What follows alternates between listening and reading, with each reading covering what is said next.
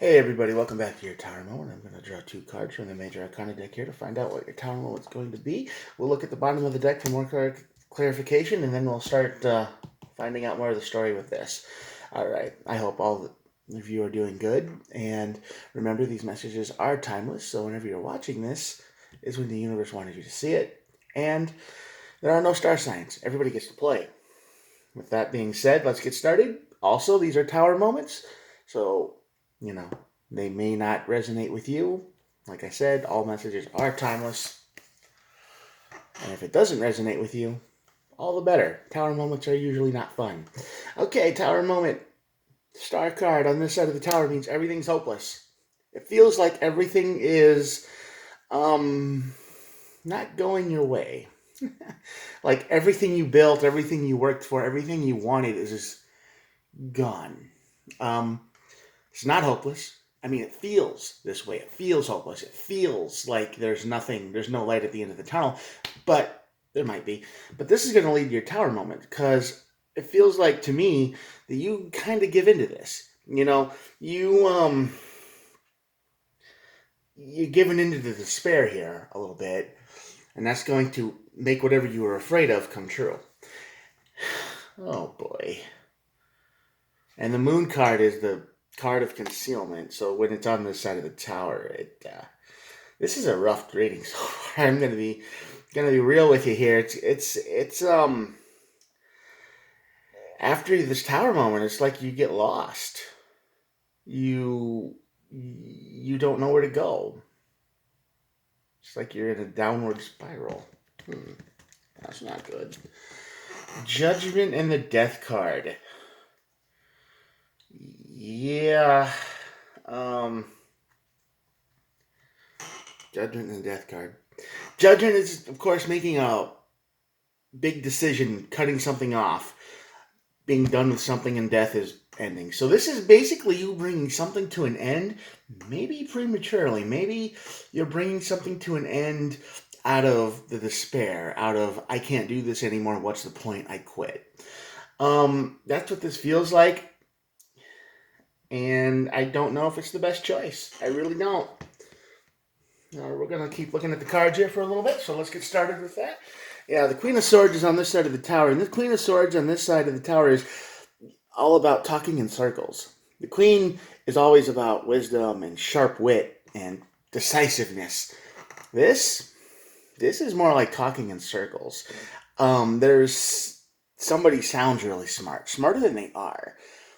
It makes you feel like they're trying to be a guide, but they really don't know what they're doing. You know, they're just making stuff up. They're talking in circles.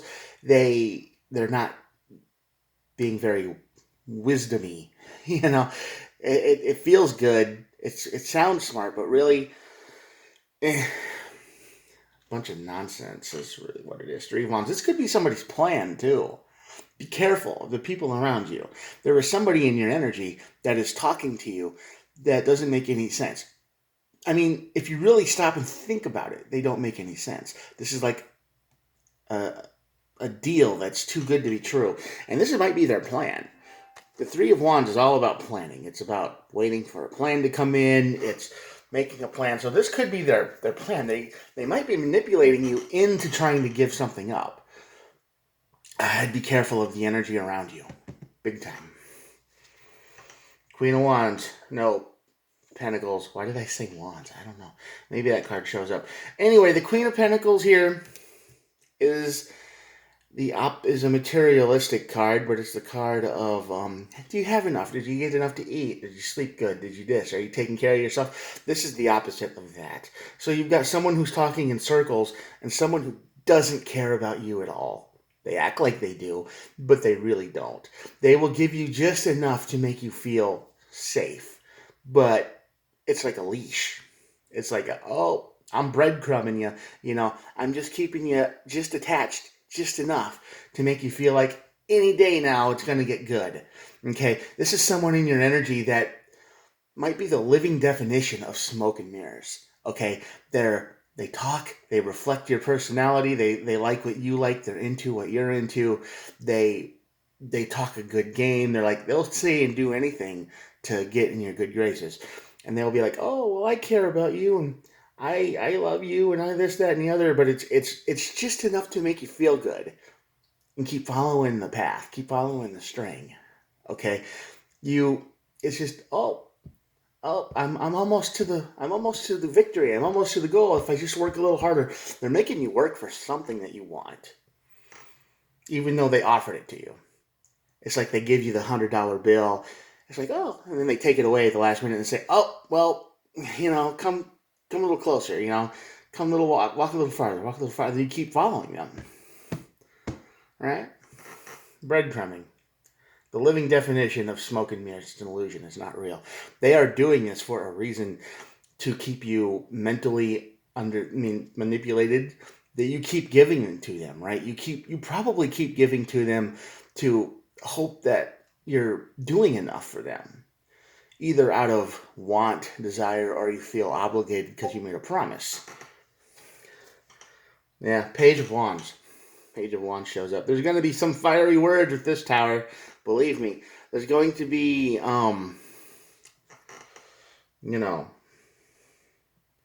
once you figure out this is just smoke and mirrors, illusion, it's not real, you're going to get mad. You're going to be like, but I thought this and I thought that. And they're going to be honest with you for the first time. They're like, oh, I never loved you. I just liked your money. I never wanted you. I just needed a place to be. I never this. I just needed stuff. And I just went along with it as long as I could to get what I needed. And once it comes to an end, once you put your foot down with this Page of Wands here, it's over. The tower burns. Yeah, the tower burns, and you got the Page of Pentacles here too. So that means now you have a good idea of what happened. You were blind. It happens. The Moon card is even here, and I'm thinking it's covering all of this because you're blind. You probably met someone who you loved or you really liked. It was like one of these rare moments in your life when you look at someone and you feel like you know them, or you feel like, wow, this is too good to be true, or wow, how did someone like this come into my life? And and for a while it feels too easy until you realize they're just stringing you along. And once the tower hits, once you figure it out, that they never loved you, they never cared about you, it was all just to survive or whatever, then there's going to be words, and you're going to have a great idea what happened. And it's going to hurt. It's going to hurt a lot.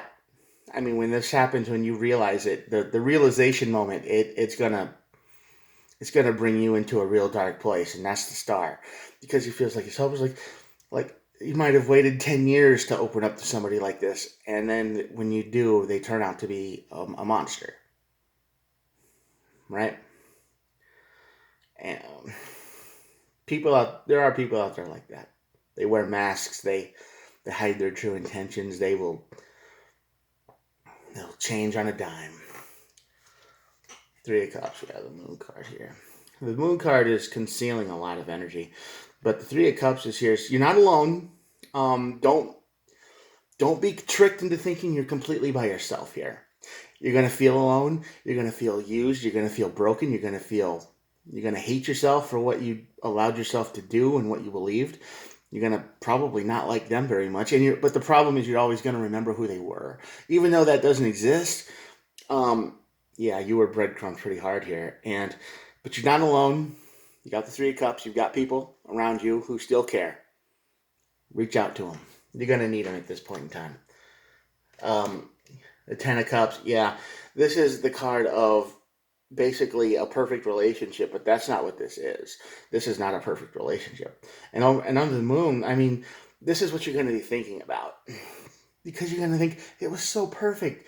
Them and I, we could have built our empire together. We could have taken on the world, or just sat on the couch and eat Cheez-Its. Either way, it would have been perfect. You're going to have this in your head a lot. And the Moon is going to let you see this. It's like an illusion. It's not real, but this is what you could have had, and it's gonna hurt. This is a very painful reading. I'm sorry. Yeah, Two of Wands. This is the card of wanting to move forward. you're stuck between the ones, you're stuck between the past, trying to figure out what the past was. Like, was it any of it real? And where do you go from here? All right. So when you do that, you want to take your time. Take your time. Don't rush anything. When this happens to you, and it will hurt, you can't just expect to springboard back and move on. I mean, spend all the time in bed you need to get over it, scream, yell, talk to yourself until your voice hurts, whatever. I know that sounds kind of pathetic and sad, but when somebody breadcrumbs you this hard, when they pretend to be your version of perfection and something you've been looking for ages, and then they change on a dime because you'll never know, that hurts, and you're going to suffer. But you're not alone. Give and take. Take the pain. Take the good and with the bad. There's going to be good in every day, even if it doesn't feel like it. Even if it feels black and dark and stormy. The sun's still shining, but you just wish it would all go away. Be grateful for one thing every day. I mean, you got a working phone, or you're watching this right now, you got the internet. Hey, good. I don't know. You got a refrigerator that works? Cool. Were you on fire today? You probably felt like it, but no. Right? Pay attention to the good things. Take the good things and the bad.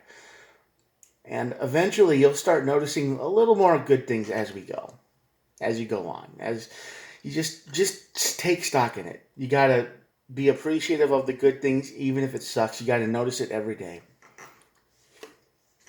Nine of Pentacles. Yeah, this is single energy. You're going to be very single. You probably always were, honestly.